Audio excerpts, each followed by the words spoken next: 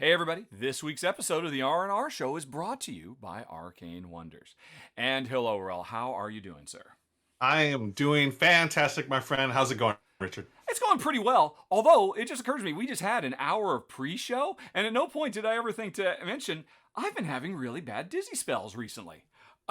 What? Yeah, Really? completely out of the blue. Oh no. As if I just spun around a lot, and they just kind of come out of nowhere. So I'm seeing a doctor today after we're done today at 4 o'clock. Oh my I can gosh. see. I'm Wow. sure it's fine. I'm sure it's fine.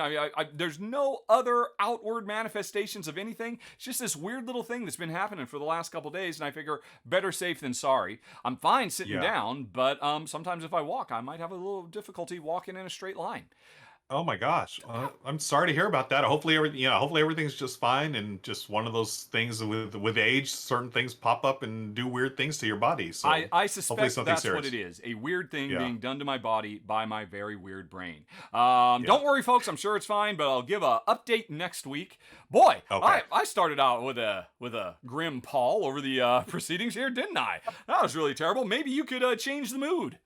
Well, I can change the mood by I can spin that to, hey, to find out how Richard's doing, come on over to our BGG guild, and he'll update it there, because we do a lot of fun things there now. I'm trying to pump it up a little bit. I miss the BG. I miss seeing a bunch of interaction there. So I've been doing a weekly puzzle. Yes. So on my Instagram, I put a puzzle where it's 10 different board games. So there's a component each with one board, and I'll post on my Instagram, and then I'll post it on the guild as well. And it's really interesting to see how many people can get. You did really well this week. You got 9 out of the 10. Yeah, that which was a I don't good one. think Made me feel anyone's good done about yet. myself. So yeah, that was great. Because I know if I was on the other end not making these things, I wouldn't know where most of these things are. They're like little components or the board or a card or whatever. So come on down to our BGG guild, folks. I'm sure you can find a link down. Yep, in yeah, the we'll show put the notes link below. down in the show notes. It's right there at the bottom of the screen. It's really simple. guild.rahdo.com. It's a discussion forum where you can discuss all things Rahdo and Ruel and the show and the channel and just games and life in general, if you like. If you ever want to hear my epic, I think it's like a 6 or 7 page long treatise of why Last Jedi is the greatest Star Wars movie of all time, may the fourth be with you, you can find that there as well. So there's all kinds of stuff going on. Yeah.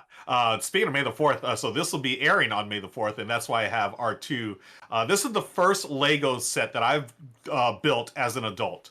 Michelle and I put this, you can actually go see on my YouTube channel, folks. You can see us putting this together over several different episodes. We do like 1 or 2 bags at a time, and the thing's like over 2,200 pieces, and it took us a while, but totally worth it. So much fun.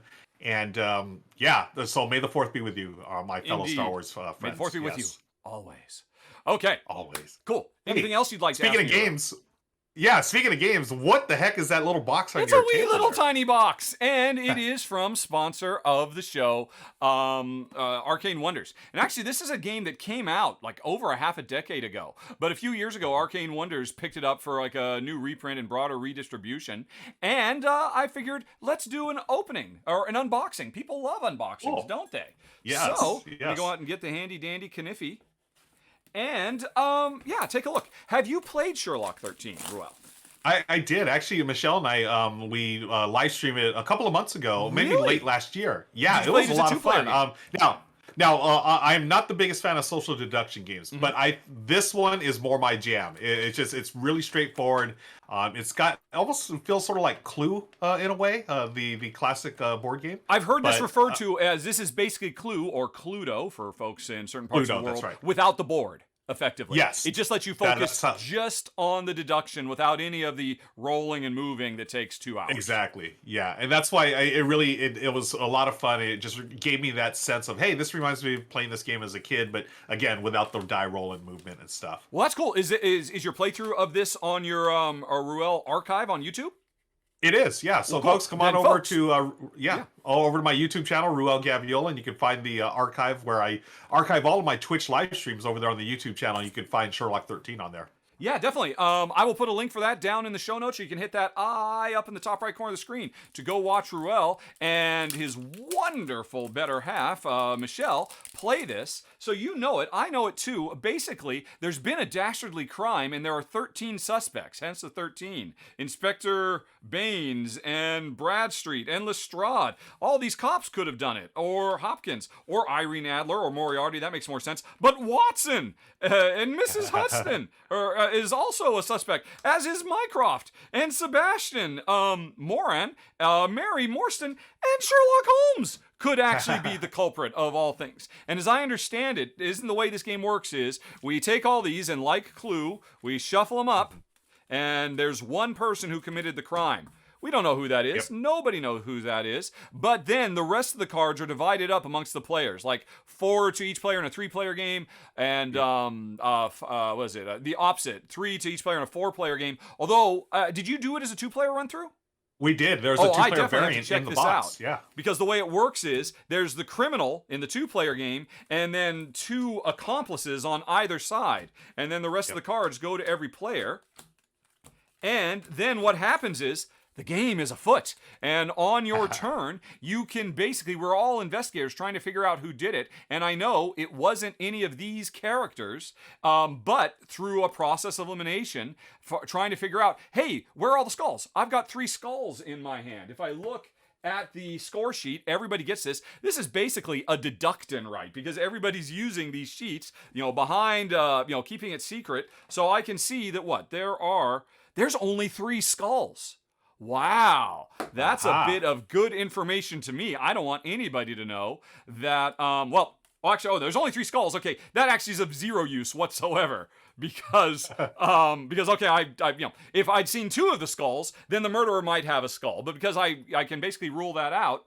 But this is an interesting thing. Because these are relatively useless cards to me, but they might be interesting to you, one of the things you can do in the 2-player game is, I'd like to know who these accomplices are. One of the actions is, I can go on ahead and reveal James Moriarty, and then I'll find out, it's not Miss Hudson either. And I start making notes of where I know icons are, and I'm through process elimination trying to figure out what this is. And now you know because something it's not Moriarty, you know that, but you don't know that I've got all the other skulls. So I'm still 1 step ahead of you in terms of the game, and I've just gotten some more information. And then when it comes to your turn, you could go on ahead and try to grab the other one, but maybe giving me information. That's the trick of this game. Trying to get information from the game without giving too much away. I don't think I gave much away there because, you still don't know if these could both still be skulls for all you know. I'm the one who has that extra bit of knowledge. So you could go on ahead and find out the other one, or you could start asking me, skulls. I'm interested about that. You could ask me, hey, how many skulls do I have in my hand? And then I'd have to reveal I have 2. And then the cat's up, and you now know everything I know, except, of course, for Miss Hudson. And so the game goes like this, back and forth, mostly us kind of almost playing Go Fish style questions, trying to figure out, why is he asking me that? If he's asking me about pipes, what does that mean he knows about pipes? And so you're also taking note of who asked me what and when, because they were trying to find something out. What did they need to know? And ultimately, it's a race to be able to guess who this is. And I haven't played it, but you have. As I understand it, this is like a fast 10, 15-minute deduction game, right? Oh, yeah. Yeah, it is quick. And that's why I really enjoy it in that sense, because if you go to my channel and watch the replay, Michelle and I played it several times. In your one playthrough? We played like 3 or 4 times. Yeah, we did more than 1 playthrough. It was a lot of fun. Awesome. Well, that's very cool. I had no idea you played it. But the reason, folks, that I just did a quick little unboxing of it is because one of you lucky viewers has a chance to win your own copy of Sherlock 13. And, how do they do it? Well, friends, as you're watching the show, you're going to pay attention and listen to one of us say the secret word. And today's secret word is summertime.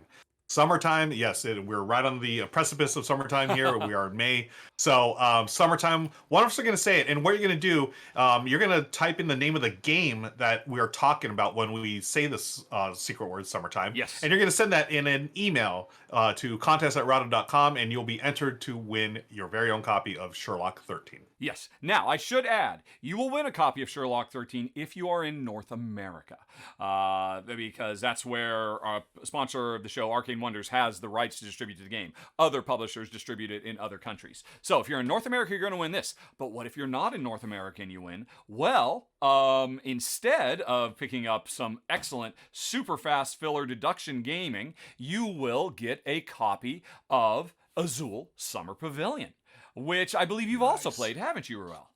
Yeah, this one is actually Michelle's favorite version of Azul. We Really? love this game. Yeah, we love the base game. I wasn't I liked Sintra, Class of Sintra. That was okay, but this one is excellent. It takes everything we like about the original Azul, the tile, drafting and stuff, but it just adds a little more. You've got wild tiles that you can do, and as you can see there, it's instead of the normal like a square board, you're filling up stars and these different shapes, and you want to do them in sequential order if you can. That'll get you more points, but if not, that's okay. You still have a way to make up for it with the wild tiles and stuff. And yeah, this is definitely Michelle's favorite. She's always, whenever we talk about Azul, this is the one that will come off the shelf. And excellent game. I bet you've done a video for this. You have in your archive too, don't you?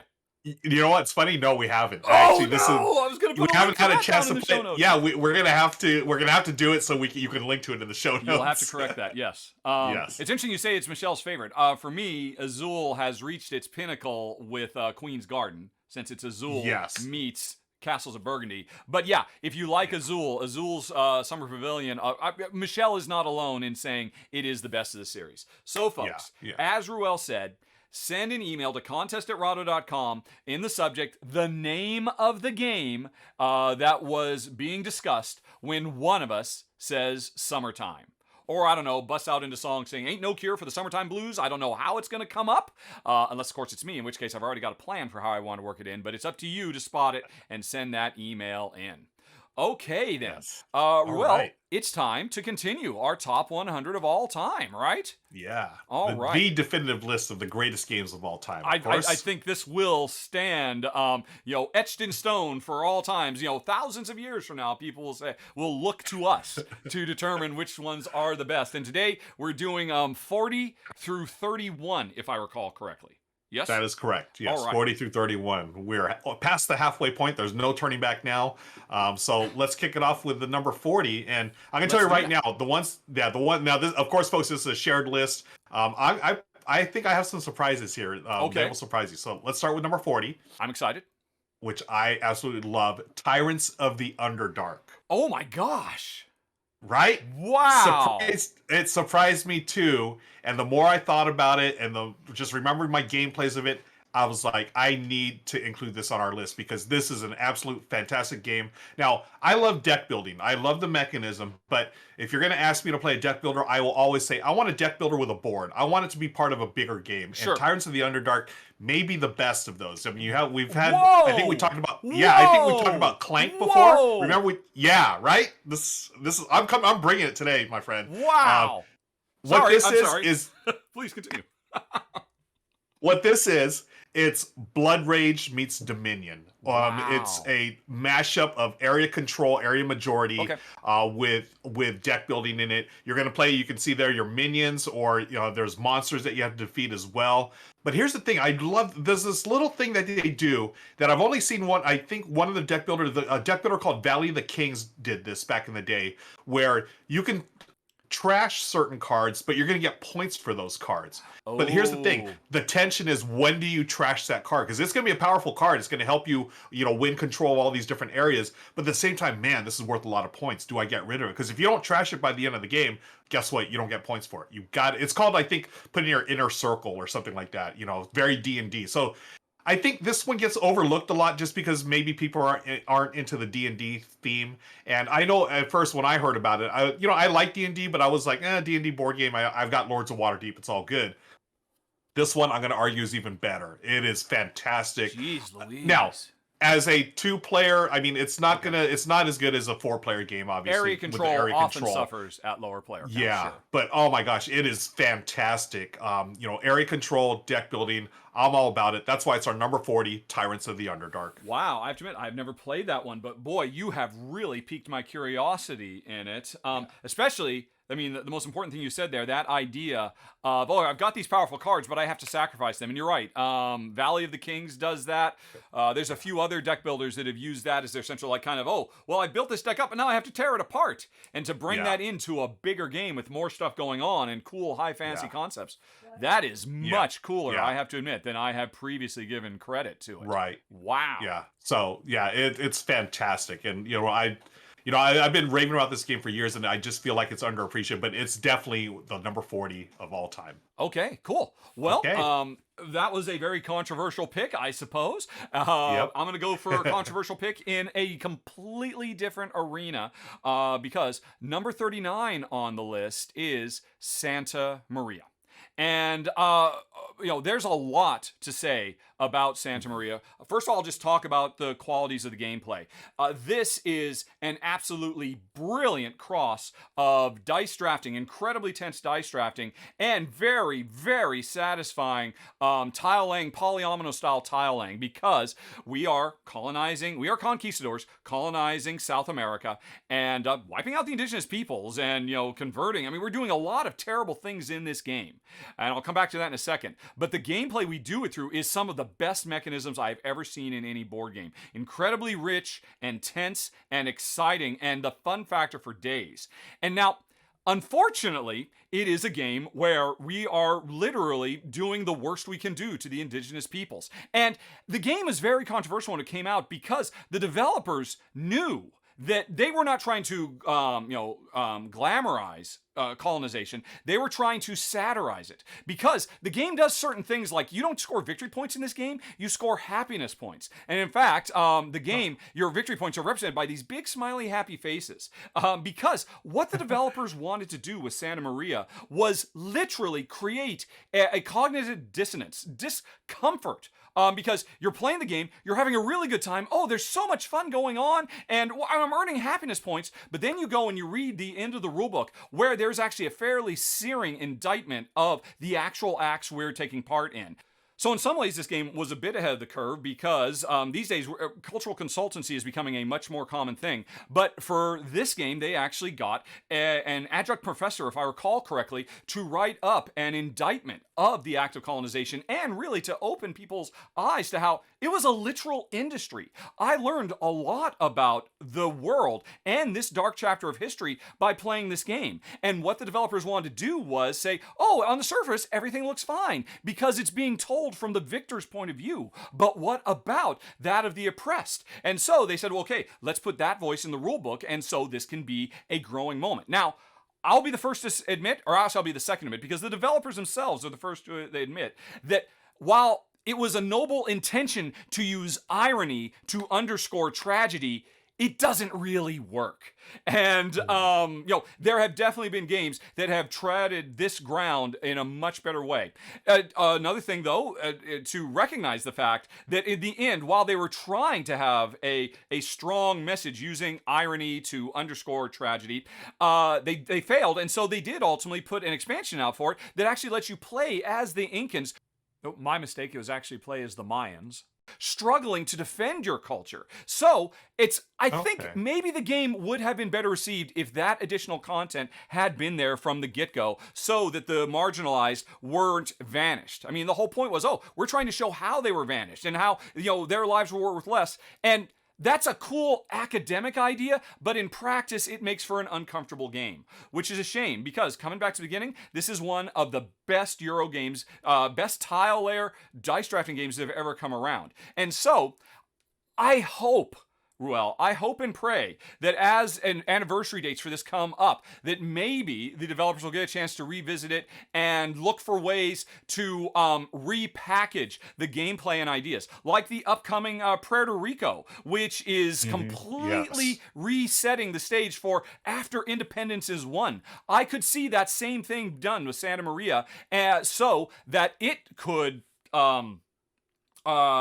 warrant having long-term success and, stand side by side with some of the other games that are as good a design. So it was an interesting experiment, flawed execution, brilliant gameplay.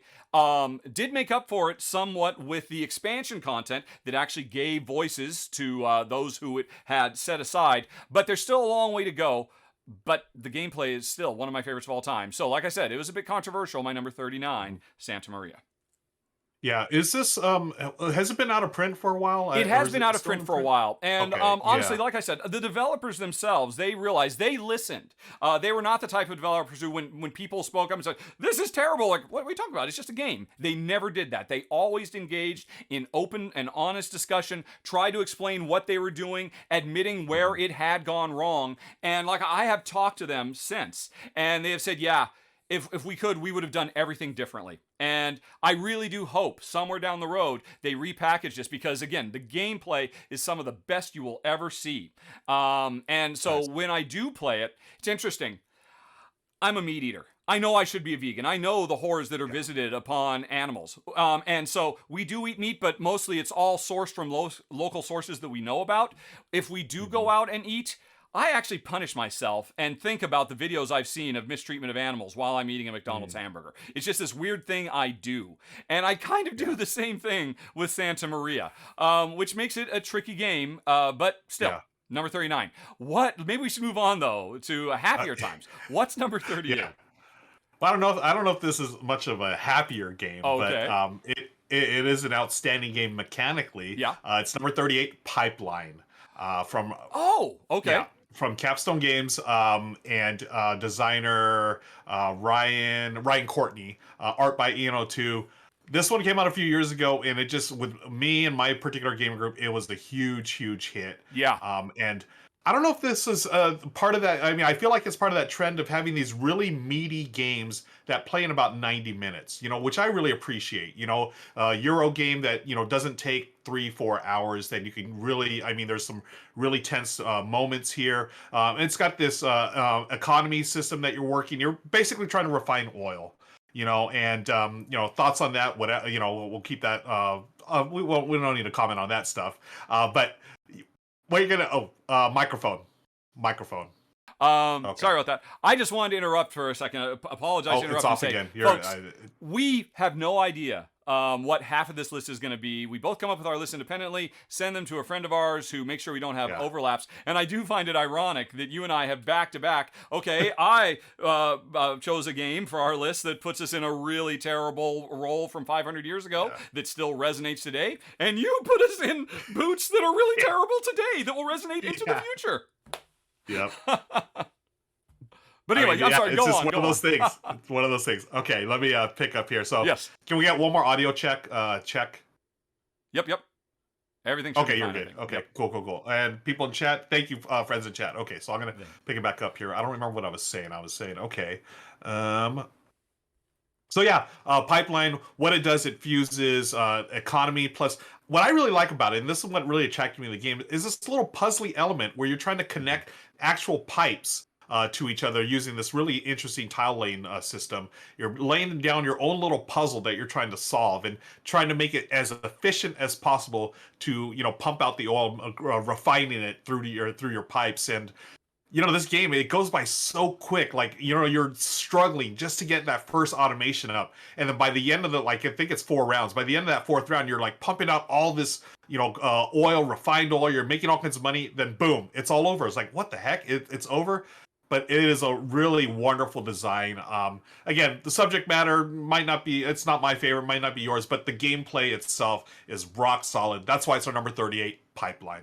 Yeah, I have heard nothing but good things about the gameplay for this. That mix of heavy, crunchy economic Euro and then really fun, satisfying, puzzly tile layer is not a very common combination at all. But and it works. It works. And I know that they have a expansion that came out recently that's supposed to make it even better. So I'm looking forward to that. But yeah, 38 Pipeline. Let's. I'm curious to see where our number 37 is. Can we get off the controversial games here? I hope so. I believe number 37 on the list is going to be a little bit more comfortable for everybody. It is Elysium, which is such an amazing game. And it's interesting. There's a kind of overlap between this and the one we just talked about a bit ago, Tyrants of the Underdark. Because one of my favorite things in board game design is a game that gives me some really, really, really cool superpower that I can leverage to really good effect. And then sooner or later, I realize, oh, this is giving me all kinds of resources and it lets me do all kinds of great actions, but it's not giving me any points. Not until I retire this card out of the game, not until I personally sacrifice my MVP superpower will I actually score points. And like you said, that's a big part of Tyrant in the Underdark. It's everything of this game because we are young gods in the Greek pantheon and we are overseeing the affairs of men, which are represented by a bunch of cards that are out in the center of the board. And every round, more cards come out. And these are just all the affairs of mortals that we can meddle with. And we're drafting. On my turn, I'll grab a card, then you'll grab a card, then I'll grab a card. And there's some interesting stuff about how you have to use resources and you're limited by what godly pillars you have available to you. But at the end of the day, we're taking turns grabbing cards that give us special powers. And when we do, we put them in front of us on one side of this player board we've got. And that represents we control this while it's still on the earthly realm. We can tap them, we can use their powers, we can convert things into other things, we can do all kinds of stuff. This game has so much variability because if I recall correctly, it comes with 8 different decks of cards. And every time you play, you mix up 5 different suits of those 8, which will create a very unique feeling game depending on what types of powers. Like in the one I'm showing here on screen right now, the Oracle is in the game, which means we can actually see some of the cards that will be coming next round. But if we weren't playing with the Oracle, it would be a very, very different feeling game. There's some that are more warlike, as you might imagine, with Ares and all of that. But anyway, the important thing is, at the end of every round, we have the opportunity to take these cards that are really the cornerstone of everything we can do, and they can ascend to Elysium, so they will come up and be in Mount Olympus with us. At which point, we're doing a set collection, trying to create straights, literal poker hands, effectively, out of these cards because they have suits and numbers. And if we do that, we're going to score more points at the end of the game for the better hands we can make, but we lose these incredible powers that we desperately need to do. And so this entire game is an incredibly tense tightrope of knowing when do I bring these over? Because you can't just bring them over whenever you want. There's only certain circumstances under which you can actually do it. So sometimes you're like, I have the opportunity to retire one of the I don't want to retire any of these right now, but I don't want to waste this opportunity. And the game, I'm running out of time. What am I going to do? This game, one, is stunningly gorgeous. One of the prettiest card games you are ever going to see. Tons of replayability with all the different varieties of cards that can be mixed and matched together. And then just that insane, incredible tension that you were talking about in Tyrants of the Underdark is here in spades in number 37, Elysium.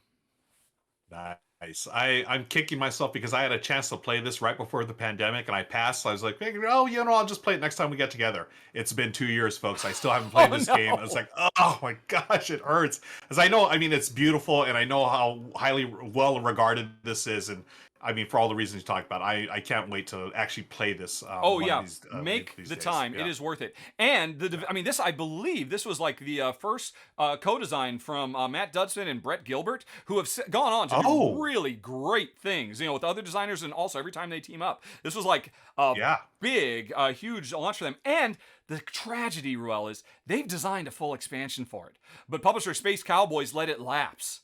So, Brett and Matt, seriously, I want to play that expansion so bad. If you're ever thinking about it, give me a call. I will literally start up a Rahdo Runs Through Publishing arm just to get the expansion for Elysium published. I want to play it so bad. It's number 37. Nice. All right. Well, let's move on to our number 36. And this is a game that skyrocketed in my estimation once it was released last year. And I knew it was going to be on our list here. Number 36, Cascadia. It was... it was just from the get-go, the first time I played it. We had hyped it last year. Mm-hmm. We knew it was coming out, and it was just everything about it I love. It's a tile-laying game. As you can see there, I'm actually playing a solo game there on the stream, on my live stream Tabletop Tonight, or on my Twitch channel. And you're basically just setting up your little habitat here. You're selecting a pair of tiles, a habitat tile, and then a wildlife tile, and you place it adjacent to other tiles that have been previously placed, and depending on the scoring cards, they all score differently. So you're going to not only score the tiles that you lay down, but also the wildlife tokens that you're laying down, depending on what you've selected. Like the bears, we play with like the bears of the pairs. You know, they come in pairs. But there's also other ones where bears would score in like little groups of 3 or 4. The hawks score differently, and the fish can be in a line. Oh my gosh, everything about this game I love. Michelle and I, it's been probably our most played game in the last 12 months or so. Wow. We absolutely adore it. And, you know, it's like the perfect summertime game, right? You just go, relax, chill, and it's like you're in the outdoors, you know, playing, hanging out with the animals and expanding your habitat. Designer Randy Flynn has come up with a real gem here, and that's why it's our number 36, Cascadia. I completely agree. So... It's an odd, interesting combination of real tension, but it's also so incredibly relaxed. Right? Yeah, it's a tough act to pull off. I agree. Yeah, and like I remember when it first came out, you and I had talked about it. It's got this whole like the duo like tile drafting, you know, not just one tile, but you're taking 2. And it's just a really interesting idea because I want this one, but I also want this one, but I have to go with the pair I get. Now, there are ways to mitigate that by spending little pine cones. You know, you can select what you want, but it's tough to get those throughout the game. Oh, it's just everything about this I love, and I will continue to play it in the near future and beyond. An excellent call. Excellent. And I believe a lot of people agree with you. This game has really blown up. Huge success. Good call. Okay, well, let's move on to a number 35, which is definitely an older game on my personal greats of all time, from one of the greatest board game designers of all time, Vladimir Sushi. The game itself is Shipyard, or Die Werft, as it was called in Germany. I've had this game so long, I've got an original German copy, which is fine because it's language independent. And in this game, players are trying to build up the best epic ships they can. We start out in the Age of Sail, but we then move on to the Age of Steam throughout the course of the game. And what this game is best remembered for is this is the one with all the rondelles. There are literally, depending on how you want to count it, 5 unique rondelles on the board at once that are driving your ability to draft the ship pieces, the canals where you will test your ship, the accessories for your ship, the crew for your ship, the employees you can get who give you special powers, and the actions you can do turn to turn. And while it is one of the heaviest games in my collection, it really makes your brain burn, and a big part of that is because of all the rondelles, literally within rondelles. I think what doesn't get remembered is what really makes this game special. The biggest rondelle, the action selection rondelle, is really kind of more of almost a worker placement game crossed with a what would you call it? A time track game, because every time it's your turn that comes around to you, you're going to take your marker, you're going to move it somewhere on this central rondelle. That will determine which other rondelle you're going to interact with this round, which can be tough in and of itself because every rondelle you can spend money to be able to manipulate in certain ways.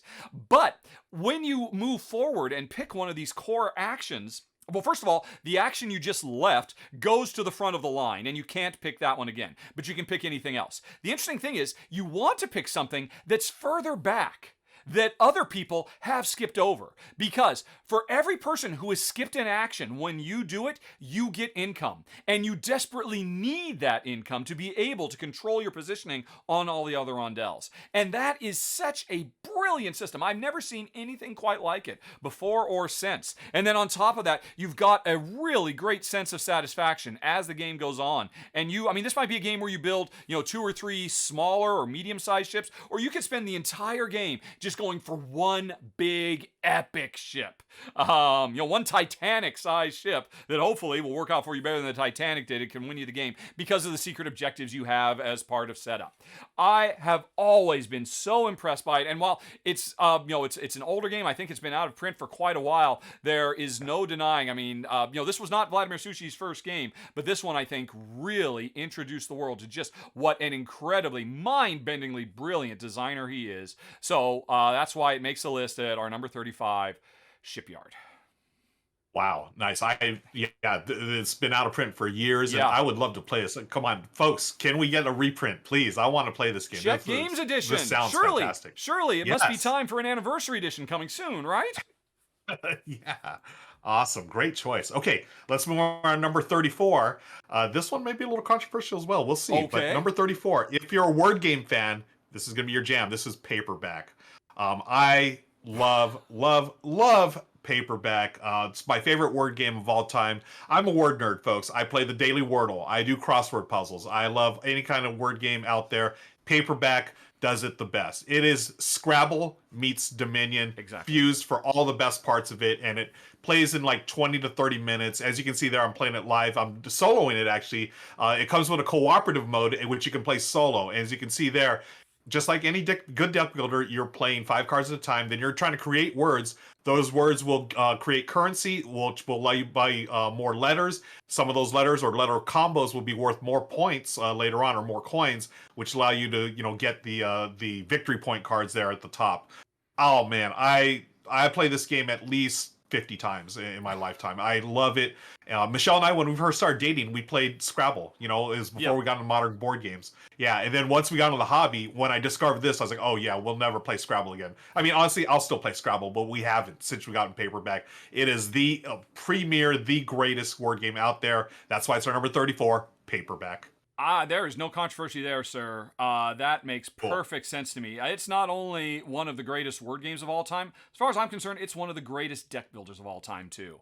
Nice. It Nice. really Yeah, I stands wasn't up. sure. Like, so people hear word games are like, whatever, Scrabble. That's the first thing, or Boggle, which are fine. But this one takes it to that next level. That's why I loved it so much. And hopefully, y'all who aren't into word games, come on, give it a try. Word That Paperback was as a me. deck builder is fantastic. That was me and Jen. We went into it thinking, Oh, Dominion, okay, happy with Scrabble. Pass, please. But okay. there's two things that made a Scrabble hater like me love this game. One, the co-op mode, which is Yes. fantastic. It is so good. Yes. If you like playing with other people, playing a word game where we're working together trying to come up with the best word is brilliant. It's fun, it's tense, it's exciting. But even if you want to play it competitively, there's a brilliant little extra mechanism in here where you can say, look, I know there's a good word here. I personally can't think of it. Ruel, you're really good at these. What I can do is I can basically set a bounty where I can say, hey, look, here's my hand of cards. Can anybody help me? Can anybody come up with a better word than what I came up with? Because if so, I will pay you. And you will actually receive, they're just basically little cubes that you can use for different special powers. And I always thought that was actually brilliant as a way Yes. to, kind of even the playing field. Because a problem with Scrabble, you're always going to have people who are miserable because they're just not good at it up against people who just have dictionaries in their brain. So why not bridge the gap and let your opponent help you? They get something out of it. You get something out of it. Everybody's having more fun. Brilliant. Yeah. I'm so glad you brought up that point. Yeah, it totally levels the playing field, so you don't have to be like that total that person who's memorized has memorized all the 2-letter words in Scrabble. You don't have to be that person. You can totally just play it and use those special abilities. Yeah, great call, great reminder. Great entry. Okay, No controversy there at all. Very cool choice. awesome. But let's move on to number 33, one that I think is even better. It's another cooperative game, Forbidden Desert. Which, honestly, what's it? Matt Leacock, the designer, made such a huge name for himself with Pandemic, right? Such a huge monster hit to this day, and deservedly so. And what he followed up with, Forbidden Island, a wonderful little gateway-style family game that you could play with kids, you could play with noobs. For me and Jen, we wanted to love it because we love Pandemic so much, but it was just way too light for us. So we went into his second game in the Forbidden series, Forbidden Desert, with a bit of trepidation. We thought, oh, is this going to be another really super-duper lightweight, Pandemic spin-off? And no, it's not. This game is super duper crunchy, and it's so much fun, and it is so thematic. What's the situation? We are travelers in an air machine that has crashed in a desert, a forbidden desert, and we are literally gonna die of thirst and starvation if we cannot recreate this ancient lost flying ship from an old civilization that is buried under the sands. So we are desperately running around this randomly generated desert, literally trying to dig, being proper archaeologists to survive, to try to find all the pieces of this airship to put together. Which, by the way, they didn't need to, but it's actually a cool little like toy airship you put together, which is just that you can actually put our little player pawns on when we win, if we win and fly away. But the trick is the board itself is a sliding puzzle. After you do your turn, which is going to be spend a certain number of actions to move around, use your special powers, dig, we're going to draw event cards that makes the eye of the sandstorm move. And it's very much like a traditional sliding puzzle that will make the sands completely shift, and over time, more and more sand will grow and fill, creating walls that we have to find our way to walk around. And so over the course of the game, it becomes a big maze. What starts out, it's just an open desert. The longer we go and the more the tiles shift around and the more walls come up, the more desperate we are. Because also in that deck of cards, in addition to all the wind blows cards, are sun beats down. And when I say this is thematic, I feel that sun beating down on me, because there are a certain number of them in the deck. You have to kind of plan, right? We haven't seen one for a while. Chances are we're going to see one before too long. I need to spend some of my actions to end in a cave, or I need to get over to that well because I'm going to need water desperately. Or maybe this is the turn where I deploy my fantastical steampunk machine that I've got that will protect me from the sun, because I think like there's a 70% chance that the sun is going to beat down this turn. And so this game, much more so than the original Pandemic, really incentivizes you paying close attention to those event cards to know when you are relatively safe and when you are at a very, very high level of danger, and coordinate with all the other players. So I love all of that, but more than anything else, what I really love here is this is a game where the world is alive, where it's in motion, where it doesn't just sit there waiting for us to do stuff. It's actively moving around trying to kill us. And that so elevates this above its contemporaries, because there are dozens and dozens and dozens of Pandemic-inspired games that have come out over the years, but, who better than Matt Leacock to really nail it with number 33, Forbidden Desert. Yeah, excellent choice. I also love this game, and I remember after playing this, right after I played Forbidden Island, I was like, okay, I'm done with Forbidden Island. It's all about desert now, because Forbidden Island, again, a wonderful gateway game, but this one's got some meat on its bones for the reasons you're talking about. It is a living game. Just those sandstorms moving around, the puzzle element to it. Oh, it's been a while since I played this. Just hearing about it, I was like, I need to play this again. It's excellent. It'll be just as good as you remember. It's just so fast to set up, and it's just a solid hour of excitement and action and tension and crunchiness too. Love it. Okay. All right. We're going to do a number 32 next. Yes. And this is another game that was based on a previously released game. That's our number 32, Seven Wonders Duel. So this is taking Seven Wonders, the classic game by Antoine Bauza, and it's streamlined it down into a 2-player version, and I'm going to tell you, it's better in every single way. It is absolutely wonderful. It plays in 30 minutes. I'm going to tell you, the reason why I love this the most, I don't have to explain how science scores in this game, because science in the original game was like, okay, I've got exponents, I've got to get a calculator, what's going on? No, here's science. If you get 6 of the 7 science tokens, you just automatically win. Just like the military, if you get it all the way to your opponent's track, you win there. But what really sets this game, elevates the game, is the card drafting here. Yeah. So in the original, you're doing Sushi Go style card drafting. You take one past the rest of your opponent. That's fine. That's great when you have multiple players. With this 2-player, you see there on the screen as you're going through your run through, it's a tableau of cards that you can see and some cards that you cannot. Yeah. So it's really interesting. You can plan, but you can't plan too far ahead because there are certain cards that may trip you up there. But I love the push and pull of this game. It retains all the flavor of Seven Wonders, of building your civilization, of building your wonders and unlocking special abilities and getting resources. It retains all of that, but just streamlines it down to perfection, I think. It's just a wonderful game, 2-player, brilliant, one of the all-time great 2-player games. I love it. I'll play it anytime it's near the table.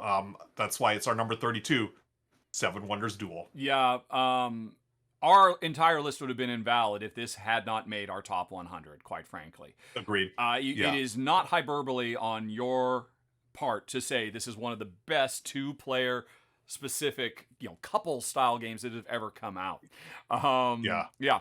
And that's why it breaks my heart so much, because I love it too. I love the pyramid draft thing, and I love the simplified, streamlined. It hits all the notes of Seven Wonders, but just so clean and smooth.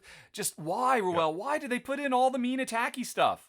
Why can I steal? It's not even that I steal your stuff. I can take your stuff and set it on fire so neither you nor I have it. I just don't understand why. Because the beautiful thing about the original Seven Wonders is that game had, it was a civilization game. It recreated, all these precepts of a civ game like Warfare, but it did it in a way where everybody was working together. The central message of the original Seven Wonder is, a rising tide floats all boats. The better I'm doing, the better my neighbors are doing. And in this game, they said, no, the better I'm doing, the more I am crushing you under my thumb. Yeah. And it's done brilliantly. And if you're not put off by the fact that, hey, depending on what you do, you could, this money that's so desperate, that I've so desperately worked for so long, you could then take it and literally not even use it for yourself, not steal it. That'd be one thing. But take it and literally set it on fire in front of me so that nobody has it.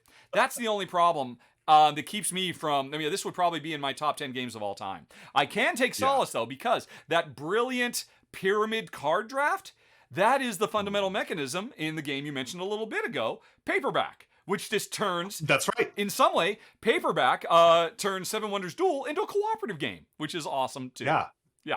That's right. Yeah. So I totally. I'm glad you made that connection where you're trying to get those victory point cards in Paperback by unveiling them as you go on. The same thing here at Seven Wonders Duel. And yeah, you know what? You're right though. If there are some mean attacky things in this game, so might not be your jam, but again, the design is absolute brilliance. And yeah, second to none. I completely agree. Very good call. Okay, well, I've got one more to talk about. Number 31 on the list is Black Angel, which, oh my gosh, I love this game to pieces. It's from Pearl Games, Javier Georges, Sebastian Dujardin, and Alain Orban. The three of these guys, when they get together, they make magic, and this is probably their biggest, most ambitious game they have ever done.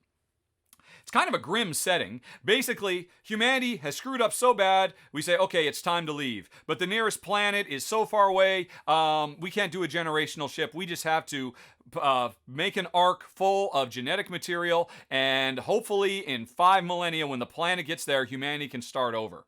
But this mission that was so important, all the governments of the world decided that, well, I want to make sure this mission doesn't fail.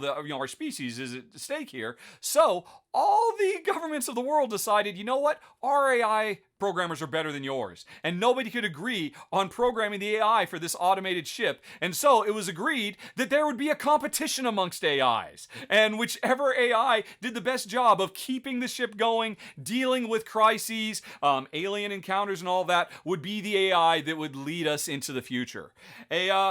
A very politically charged idea, one that you could certainly see certain people would agree, oh yeah, competition, market of free ideas, that's always the best way to go, that always produces the best results. It can also produce some very, very bad results, the fundamental competitive drive, because in this game, each player is an AI trying to prove it is the best AI. And you can do that at the expense of your opponents or at the expense of the ship. There's no guarantee the Black Angel will actually make it to Spes, the planet called Hope in Latin. But the trip there is a blast. This is basically 3 big Euro games all crammed together. At its heart, there is a very, very cool dice drafting / worker placement game where you send out these cute, adorable little robots. Kind of look like Robbie the Robot, from the old Lost in Space, because I guess that's what we are. We are lost in space, but we have a goal. And the more robots you put in these different departments, the more dice you can get that represents the CPU usage of the ship. And the thing is, the CPU usage of the ship is available to everybody. So I have some dice, you have some dice, and all the players do. And in a 2-player game, there's a dummy player who has some. So I could use my dice, or I could use yours. And to do it, I will actually pay you in the fundamental core resources of the game. So, some people think of it as like a really aggressive game where we're constantly stealing for each other, but Jen and I, we don't look at it that way. This is a game where, oh, I don't own any of the dice. It's just some of the dice are free and some of them I have to pay for. But I will often happily, oh, that's a really great die. That one cost me, that one's free, that one cost me, that one's free. But regardless of whether you use the ones that are in front of you or you pay your opponent to use their dice, once you get those dice, you start driving the other two core parts of the game. There is an actual space field that is really cool because the board is constantly updating as we get closer and closer to space, and you really get this sense of traveling through the cosmos. And you can launch away missions. Your adorable little robots can get in adorable little spaceships and go zipping all around to all the planets you're flying by to complete mission cards you've got. So that's one use of these cards. But the other use of these cards is the other game. You can reprogram yourself. You are an AI.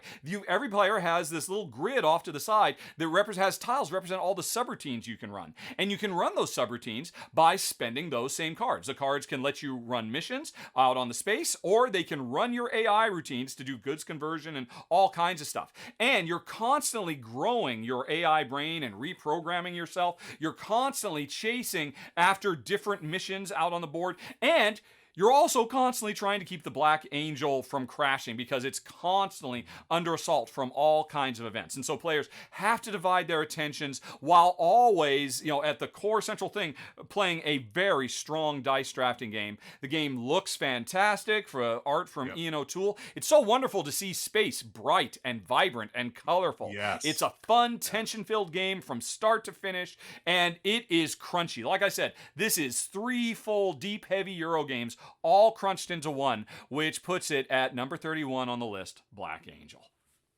Awesome choice. Yeah, my brain still hurts from my last play of this a couple of years ago. It was pre-pandemic and it was crunchy, like you said. But again, I just on a note, the art. Yeah, why can't more space games be bright like this? Mm-hmm. I love the design choice in this because you think sci-fi space, everything's dark and everything else. So I'm glad that they got a tool to do it. It is. Yeah, wonderful game. If you're into the heavier stuff, this is definitely recommended. And that's our number 31, Black Angel. And that's it, folks. We have made it through another 10. And next week, we will be back with more. And we will be back with another secret word. And we will announce on the live version of this show, which will be streamed on Twitch on May 10th, we will announce who won either a copy of Sherlock 13 from sponsor of this show, Arcane Wonders, or a copy of Azul Summer Pavilion. And so you can catch us live next Tuesday. But the real question, Ruel, is, did they hear one of us say the secret word? The secret word, summertime. And just to remind them one more time, what did they do if they did?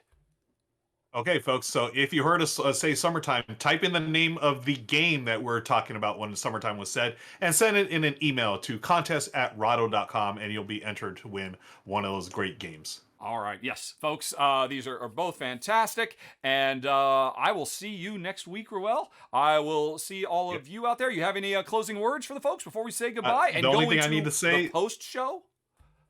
Yeah, we're going to the post show, folks. So again, every Tuesday when we're filming it live, you get more than just the list here. You're going to get all kinds of Q&A, some fun bits that we do. Come on and join us live on Twitch every Tuesday at 12 p.m. Pacific. But that's it for me. I just want to tell everyone, may the 4th be with you. Indeed, yes. May the 4th be with you, always. And thanks for watching, everybody. Have a very, very nice day. And thank you to Arcane Wonders for supporting the show. Talk to you later. So long. Bye-bye.